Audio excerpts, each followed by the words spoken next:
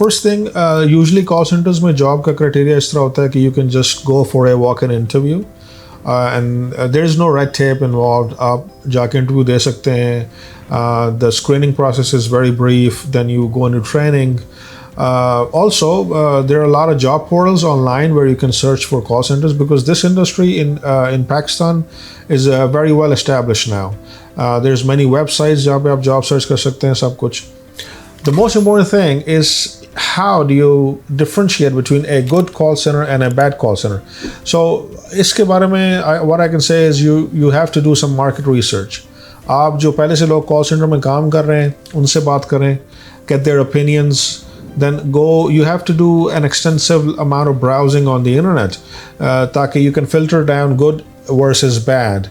Amigos Bpo is a very well established brand. When you go online, you look for us. You can always find a lot of good a lot of good about us. So then you will be sure that yaar, we are not running a scam or anything. So this is one way to find out if a call center is credible or not. But like I said, you need to do an extensive amount of research here because this industry is, well, it's very broad now. So obviously there will be good and bad elements both.